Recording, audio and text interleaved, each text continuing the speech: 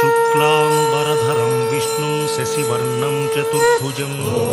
ചരിത്രത്തിലാദ്യമായി കേരളത്തിലെ ശ്രീ ഗുരുവായൂരപ്പൻ ക്ഷേത്രത്തിൻ്റെ അതേ മാതൃകയിലും അതേ അളവിലും വാസ്തുശാസ്ത്രപ്രകാരം നോർത്ത് അമേരിക്കയിലെ ഹൂസ്റ്റൺ, ടെക്സസിൽ നിർമ്മിക്കുന്ന ശ്രീ ഗുരുവായൂരപ്പൻ ക്ഷേത്രത്തിലേക്ക് സ്വാഗതം.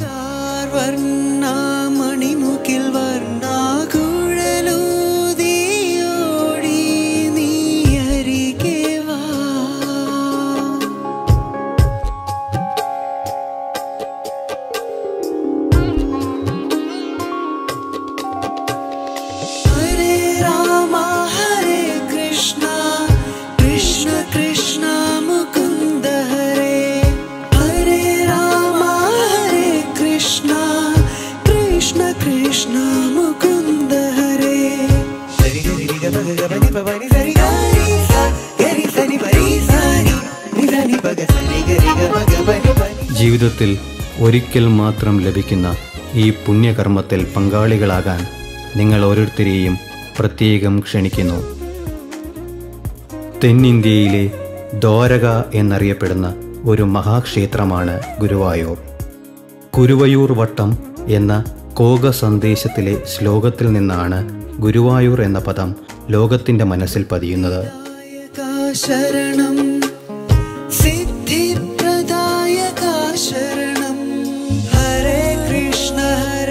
എൻ്റെ പേര് ശശിധരൻ നായർ, ഇതിൻ്റെ പ്രസിഡൻ്റാണ്. കേരളത്തിൽ നിന്നുള്ള ഹിന്ദുക്കളുടെ ഒരു വലിയ സ്വപ്നമായിരുന്നു ഇവിടെ ഒരു ക്ഷേത്രം പണിയണം. ഗുരുവായൂരപ്പനാണല്ലേ ഏറ്റവും ആരാധിക്കപ്പെടുന്ന ഒരു ദൈവം. അപ്പോൾ അതിൻ്റെ പേരിൽ കൃഷ്ണക്ഷേത്രമാണ്. തന്നെയല്ല, ഇത് ഞങ്ങളെ ഏൽപ്പിച്ചതാണ്. അതായത് ഗുരുവായൂരപ്പൻ ഇവിടെ വരണമെന്ന് പറഞ്ഞു കഴിഞ്ഞപ്പോൾ പിന്നെ ഇതിൻ്റെ സ്ഥാനം നോക്കണം. സ്ഥലം ഇവിടെ വന്നപ്പോൾ ഞങ്ങൾ 5 ഏക്കർ സ്ഥലം വന്നു. ഞങ്ങളത് മൊത്തം കാശ് കൊടുത്ത് വാങ്ങിച്ചു. അങ്ങനെത്തപ്പോഴാണ് നമ്മുടെ കാണിപ്പയ്യൂർ തിരുമേനി ഇവിടെ വന്നത്. ഇവിടെ വന്നു അദ്ദേഹം. ഞങ്ങൾ വരുത്തണമെന്ന് വിചാരിച്ചപ്പോഴത്തേക്ക് അദ്ദേഹം ഇവിടെ വന്നു കഴിഞ്ഞു. ഞാൻ കാണിപ്പയ്യൂർ കൃഷ്ണൻ നമ്പൂതിരിപ്പാട്.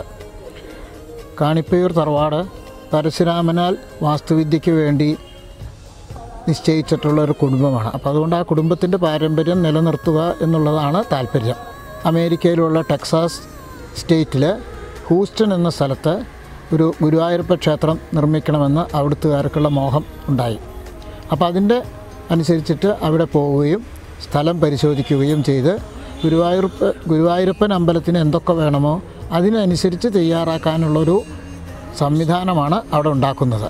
നമ്മുടെ കേരള സംസ്കാരം ഉൾക്കൊണ്ടുകൊണ്ടും ക്ഷേത്രത്തിൻ്റെ പരിപാവനത നിലനിർത്തിക്കൊണ്ടും അമേരിക്കയിലുള്ള ആദ്യത്തെ മലയാളി ക്ഷേത്രമായിരിക്കും. ഗുരുവായൂർ അമ്പലത്തിലെ മുൻ മേൽശാന്തിയാണ് ഇവിടുത്തെ കർമ്മങ്ങൾക്ക് മേൽനോട്ടം വഹിക്കുന്നതെന്ന് പറഞ്ഞു. അത് പറഞ്ഞ അദ്ദേഹം ദിവാകരൻ നമ്പൂതിരി എന്നാണ്. അദ്ദേഹം ഗുരുവായൂർ മേൽശാന്തിയായിരുന്നു.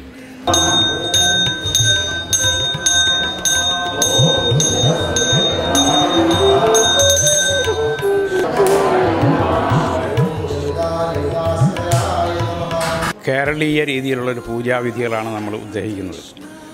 നോർത്ത് ഇന്ത്യൻ രീതികളും നമ്മുടെ കേരള താന്ത്രിക് രീതികളായിട്ട് വളരെ വ്യത്യാസമുണ്ട്.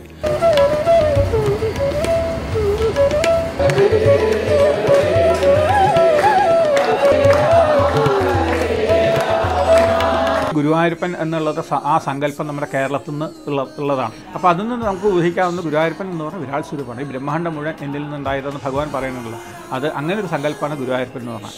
ഈ ഗുരുവായൂരപ്പനെ പറ്റിയിട്ടുള്ള അല്ലെങ്കിൽ അദ്ദേഹത്തിൻ്റെ ആ ചൈതന്യം വേറൊരു സ്ഥലത്ത് ടെക്സാസിൽ വരികയാണെന്നുണ്ടെങ്കിൽ അവിടുത്തെ മലയാളികൾ മാത്രമല്ല അവിടെ ആ ക്ഷേത്രത്തിൽ വരുന്ന എല്ലാ ജനങ്ങൾക്കും അതൊരു വളരെ നല്ലൊരു കാര്യമാകും. അതുകൊണ്ട് എല്ലാ ഭക്തന്മാരും ആ ഗുരുവായൂരപ്പനിലെ ഭക്തി ഉണ്ടാവാനും ഇനി ഇല്ലാത്തവർക്കും ഇനി ഉണ്ടാവാനും നമ്മുടെ വരും തലമുറയ്ക്ക് അത് ഉണ്ടാവാനും എല്ലാവരും അതിൽ ഭാഗവാക്കാവണം. ആത്മാർത്ഥമായിട്ട് ഉപാസിച്ച് കഴിഞ്ഞാൽ അദ്ദേഹം ഗുരുവായൂരപ്പൻ അനുഗ്രഹിക്കാണ്ടിരിക്കില്ല എന്നുള്ള യാതൊരു സംശയമില്ല. ബാക്കി മെയിൻ ടെമ്പിളിൻ്റെ പണികൾ കേരളത്തിൽ പുരോഗമിച്ചു വരുന്നു. വർക്കുകൾ ഒരു വിധം കഴിയാറായി തുടങ്ങി. ബാക്കിയുള്ളതൊക്കെ അവിടെ ചെന്നിട്ട് അവിടെ ചെയ്യുന്നു. ഇതിപ്പോൾ ഓരോ പീസാണ്.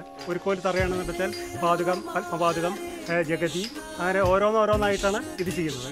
മറ്റത് ഒരു കോല് തറയിൽ ഒരൊറ്റ കോല് ഒരു കല്ലിൽ ഇതെല്ലാം കൊത്തിയിട്ടായിരുന്നു. എല്ലാം ഒരു സമ്പൂർണമായിട്ട് അതിൻ്റെ ആവരണങ്ങൾ വന്നാൽ മാത്രമേ അതൊരു ക്ഷേത്ര സങ്കല്പം അല്ലെങ്കിൽ ക്ഷേത്രത്തിൻ്റെ ചൈതന്യത്തിന് ഏറ്റവും ഉചിതമാവുക. എല്ലാ അവയവങ്ങളും ഉണ്ടല്ലേ ദേഹത്തിനും നമുക്ക് പ്രകൃതിക്കുമൊക്കെ യോജിക്കുക. അപ്പോൾ അതിനനുസരിച്ചിട്ടാണ് അവിടുത്തെ ഓരോന്നും ചെയ്തു വരുന്നത്. 1 വർഷം അല്ലെ 2 വർഷത്തിനകം അതിൻ്റെ കുംഭാഭിഷേകവും പ്രതിഷ്ഠയും നടക്കും. ആചാര്യന് തപസ്സുമായിട്ടുള്ള ആചാര്യൻ ഉണ്ടാവണം, ആചാര്യൻ പറയുന്ന നിയമങ്ങൾ പാലിക്കണം, ഉത്സവങ്ങൾ ഉണ്ടാവണം, അന്നദാനങ്ങൾ ഉണ്ടാവണം, വേദജപങ്ങൾ ഉണ്ടാവണം. ഇങ്ങനെയൊക്കെ ഉണ്ടായെങ്കിൽ ആ അമ്പലം ചൈതന്യവത്താവാണ്ടിരിക്കില്ല. ഗുരുവായൂരപ്പൻ നമ്മളെ കാണാൻ വന്നു കഴിഞ്ഞു. അത് ഓരോരുത്തർക്കും അതിൻ്റെ അനുഭവം ഉണ്ടായിട്ടുണ്ട്.